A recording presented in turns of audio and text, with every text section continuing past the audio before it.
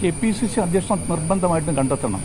ആ കാര്യത്തെക്കുറിച്ച് അഖിലേന്ത്യാ കോൺഗ്രസ് കമ്മിറ്റി വളരെ ഗൗരവപൂർണ്ണമായ ചർച്ചകൾ നടത്തിക്കൊണ്ടിരിക്കുന്നു ആണ് എനിക്ക് മനസ്സിലാക്കാൻ സാധിച്ചത്. അതാണ് എൻ്റെ വിവരം. തീർച്ചയായിട്ടും വേണം. വേണ്ടതൊരു മുഴുവൻ സമയ പ്രസിഡൻ്റാണ്, അല്ലാതെ ഒരു അഡ്വൈറ്റ് പ്രസിഡൻ്റൊന്നും ആവശ്യമില്ല.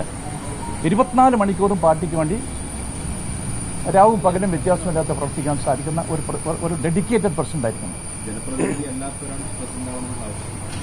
അത് ഞാൻ പറഞ്ഞതിലെല്ലാം അടങ്ങിയിരിക്കുന്നത്.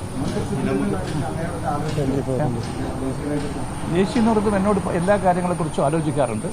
തീർച്ചയായിട്ടും ഈ കാര്യത്തിലും അവർ ഞാനുമായിട്ട് ബന്ധപ്പെടും. എൻ്റെ അഭിപ്രായം അവരെടുക്കുമെന്ന് എനിക്ക് കൃത്യമായിട്ട് ബോധ്യമുണ്ട്.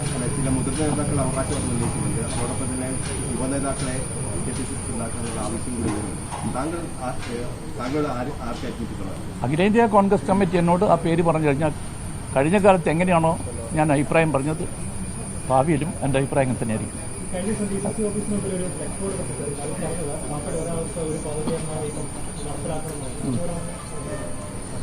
ഞാൻ പറഞ്ഞല്ലോ, എല്ലാ കാലത്തും എല്ലാവർക്കും എല്ലാ പദവിയും എന്ന് പറഞ്ഞാൽ അർത്ഥമില്ലല്ലോ. ഇതൊരു ജനാധിപത്യ പാർട്ടിയല്ലേ. ഇവിടെ നോക്കിയാൽ കോമ്പീറ്റൻ്റായ എത്ര ചെറുപ്പക്കാരുണ്ട്, എത്ര നല്ലവരായ കോൺഗ്രസ്സുകാരുണ്ട്. അവർക്ക് തന്നെ അക്കോമഡേഷൻ കൊടുക്കണ്ടേ? അതുകൊണ്ടാണ് നമ്മളെപ്പോഴും പറഞ്ഞത്.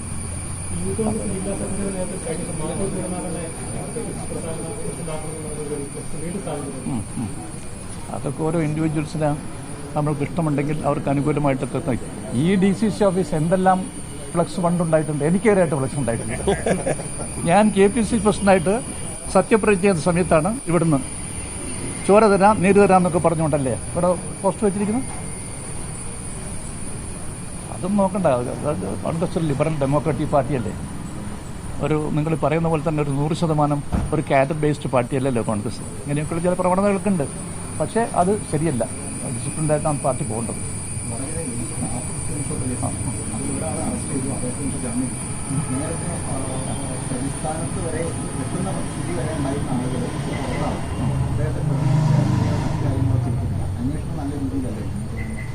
അന്വേഷണം നല്ല രീതിയിലാണ് മുന്നോട്ട് പോകുന്നതാണ് എനിക്ക് മനസ്സിലാക്കാൻ സാധിച്ചത്.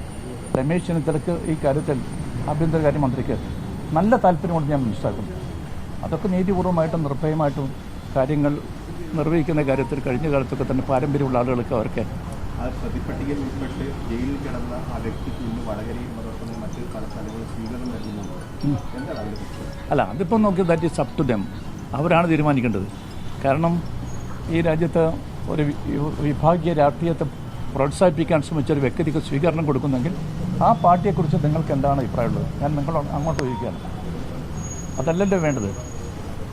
അത്തരം നടപടി ശരിയല്ല എന്നല്ലേ പറയുന്നത്. അതിന് പകരമായിട്ട് അവർക്ക് എല്ലാ സ്ഥലങ്ങളിലും സ്വീകരണം കൊടുത്തു പോകുന്നു എന്ന് പറഞ്ഞാൽ അത് നല്ല നടപടിയാണ്. ഇത് തന്നെയാണ് പേരാമ്പ്രയുണ്ടായിരിക്കുന്നത്.